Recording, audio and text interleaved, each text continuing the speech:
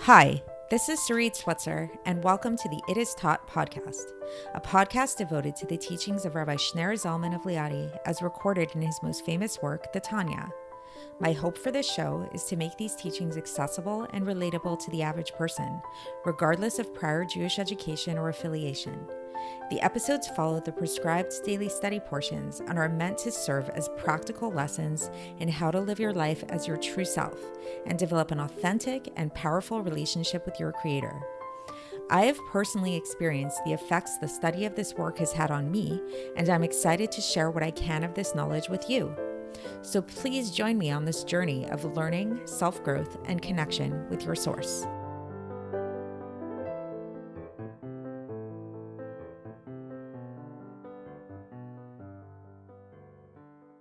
Hi, and welcome to the It Is Taught podcast. This is episode 662 for the 29th of Elul in a regular year.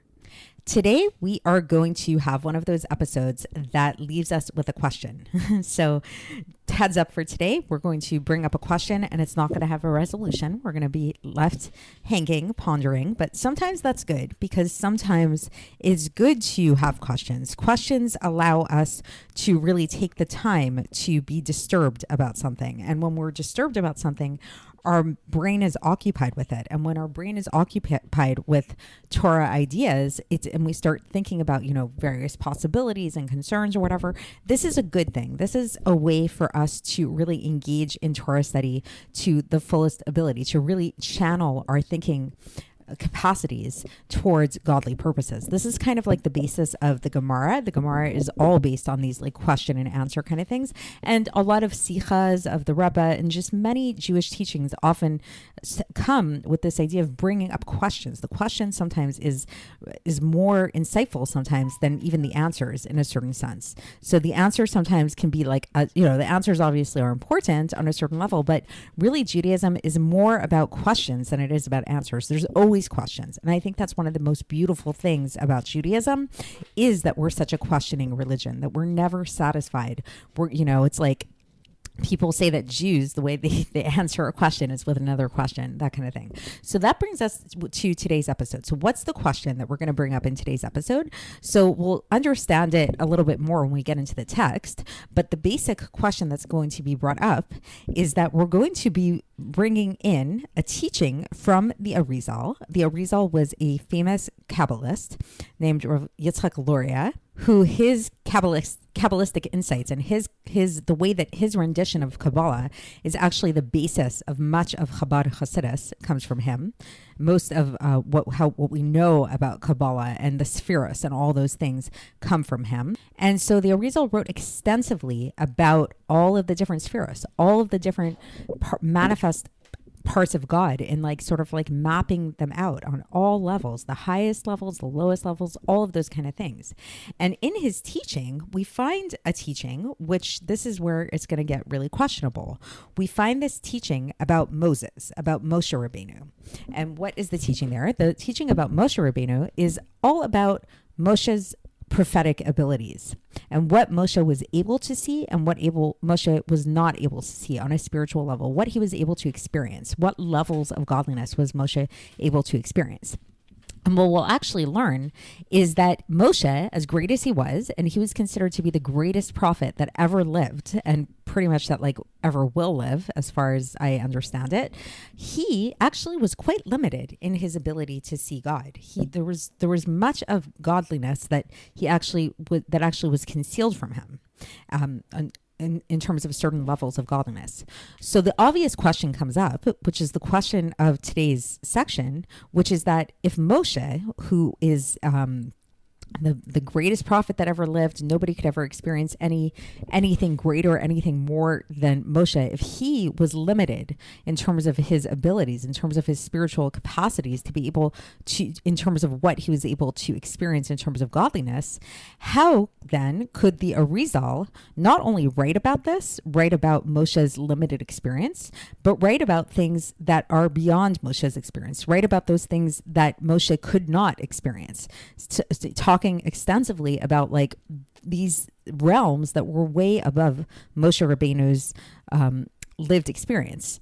Like, how could that be? Was the Arizal greater than Moshe? Was he a greater prophet than Moshe? We know that's not true because we know that Moshe Rabeinu was the greatest prophet that ever lived. So how is it that the Arizal was able to speak about these things? What's going on? Did the Kabbalists have something that Moshe didn't have? Were they on some level higher than Moshe Rabeinu?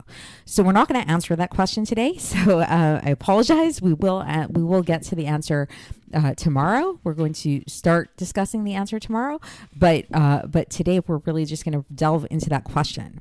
So to get into that question and to begin today, we're going to get into the text. And for context, we're going to be beginning Epistle 19 in Iggeres HaKodesh. And Epistle 19 of Iggeres HaKodesh begins with a citation. This is a citation from Tehillim, chapter 104, verse 2, which says, Ote o kesalma, which literally means he, meaning God, wraps himself with light as with a garment. And so we're talking about God in terms of light, wrapping himself with light, like as if like God's garment, God's clothing is a light. So this epistle is going to talk about this. What does this mean that God wraps himself with a light as if it's clothing, as one wraps themselves in clothing? That's kind of like the intro to all of this. Okay. Now, the Arizal goes on and he says that we find that in the Likutei Torah of the Arizal, so of this Rav Yitzchak Luria, one of his works was called Likutei Torah. And that work was divided up in terms of the parshas, the sections of the Torah that we read over the course of the year. So in the parsha of Kitisa, as well as in the parsha of Vayikra, in this Likutei Torah, it's written that the Arizal writes that the understanding that Moshe Rabeinu of blessed memory had was not on the level of the inward aspect of supernal Chochmah, which is called Father of Atzilus, Abba of Atzilus. Okay, so it's a very lofty idea here. We don't have to really get too into detail about what these things mean, but basically, you may be familiar with some of these terms already. So Chochmah, right? Chochmah is very, very high up there. It's the first manifested sphera on a certain level. It's the sphera of it corresponds to the intellectual capacity for intuition, that initial spark of insight. And so that level of Chochmah, supernal Chochmah, which is the Chochmah that's found in the highest of all worlds, the world of Atzilus, is what's known as the Abba of Atzilus, the father of Atzilus. So the Arizal taught that Moshe Rabeinu did not understand this level. It was beyond his understanding. This level of the inward aspect of the Chochmah, the supernal Chochmah, was beyond, in Atzilus, was beyond Moshe Rabeinu's understanding.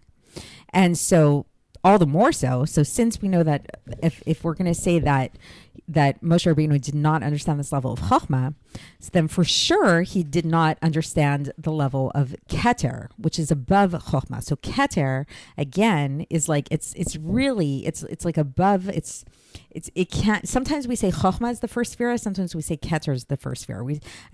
It gets very confusing, I know, but like we spoke about this in previous times, that it depends on the vantage point that you're looking at it. So Chochmah is sort of like the first like manifest sphera, it's the first intellectual sphera, but Keter is the one that comes from above it. Keter corresponds to the will, and Keter is also sometimes referred to as Arich Anpin, which is the long face, it's called. And it's associated with will. It's associated with desire and all of that. And so if we say that Moshe Rabeinu did not understand the inward aspect of the supernal Chochmah, then for sure he didn't understand the aspect of the Keter either, because Keter is above Chochmah. But rather, then what did Moshe Rabeinu understand? If he didn't understand the inward aspect of the supernal Chochmah, he understood the external aspect of Chochmah as it was vested within Bina.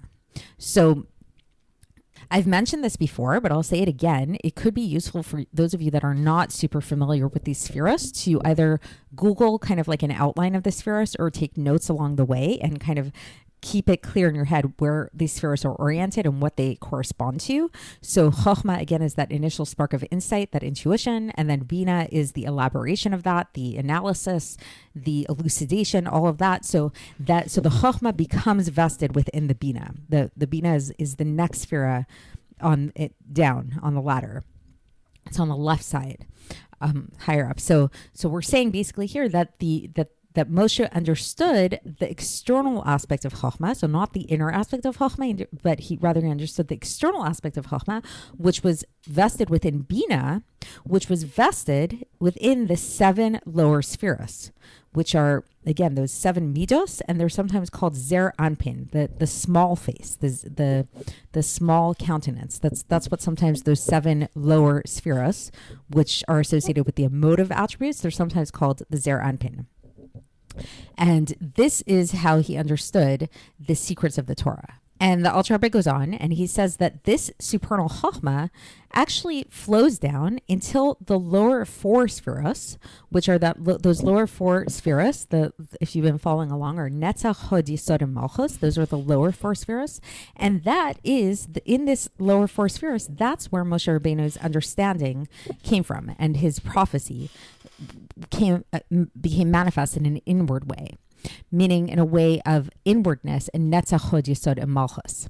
So let's just recap that. So basically on a simple level, so Moshe Rabeinu, so we have the 10 sephiros, right? And then we have Keter, that's above the 10 sephiros. So and for each of the 10 sephiros, there's the superficial external aspect of them, and then there's the inward aspect of them. So it's kind of like, it's like just very, very superficially. It's like, what do you see on the outside and what's really going on the inside? So it's like you could see a person and you see them, you see their face, you see their features, all that stuff, but do you really know them? Do you really know them in an inward way? That's a different story, right? So we're learning here today that Moshe Rabeinu, his knowledge of the higher sephiros was in a more superficial way. He did not understand supernal Chokhmah in an inward way. Rather, he just knew it in a superficial way as that superficiality became vested within Bina, which became vested within the 7 emotive sephiros below it. And the only time, on the only level that Moshe Rabeinu did get to have this like internal appreciation, this inward appreciation, was in the 4 lower sephiros.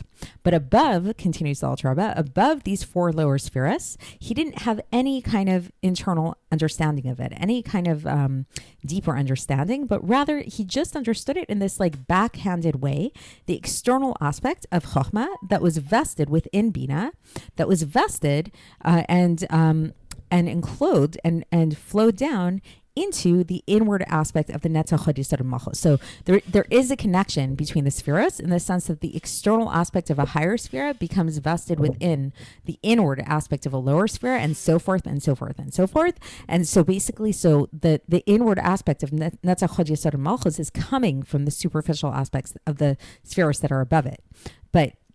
And that's the way that Moshe was able to experience the sephiros, was in a superficial way, all the way just in terms of how they were able to be manifest within these lower sephiros in an internal way. And the Alter Rebbe says that this process by which Moshe Rabeinu was able to experience this chokhmah, but only by way of it being enclosed in the inner aspect of Netzach, Hod, Yesod, and Malchus, is what's known as the Novlot Chokhmah Shelemala Torah. This is the Novlot, the like flowing down of the supernal Chokhmah, which is Torah, on the level of Zer Anpin, which is again the level of the emotive attributes. And so this is why we see that in Shemot chapter 33 verse 23 it says V'ra'ita et chorai ufanai lo yirau, that you saw my backside and you did not see my face. So we see this right there in Chumash on a very simple level, like getting away from Kabbalah for a second. We see very clearly in Chumash it says that God tells Moshe that Moshe can experience God's backside, but he will never see his face.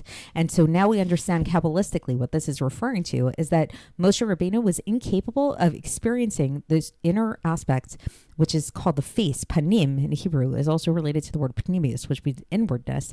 That face of God, that inwardness of God on the level of the supernal Chokhmah and the level of supernal Keter, that was inaccessible to Moshe directly. The only way that he was able to access this Chokhmah was the superficial external aspect of Chokhmah as it was enclosed in Bina, as it was enclosed within the 7 sephiros, the 7 lower sephiros, and ultimately in an inward way in those lower 4 sephiros. And the Alter Rebbe says that you can look this up more if you're curious about reading about this more. You can look in the Shar HaNevuah of the Arizal, chapter 1. So one way, so if all of this seems really abstract to you, so I'm going to just like veer away from the text for a little bit here to just kind of maybe bring this a little bit down to earth. What we mean by external chokhmah, inward chokhmah, all this stuff, whatever, is let's say you have a person, you have a woman or a man who's an architect, and they're really, really smart person. Maybe this is a friend of yours, maybe a relative or something like that. They're brilliant. They're super brilliant. And they're so smart that it's like you really can't really totally understand them. And you meet them and you're just like, you're like baffled by their brilliance. And you can like appreciate that this is a really smart person. But if they start getting into all the details of architecture, and maybe they're into things that have nothing to do with architecture also, it's like it just goes above your head. You don't really understand what they're talking about.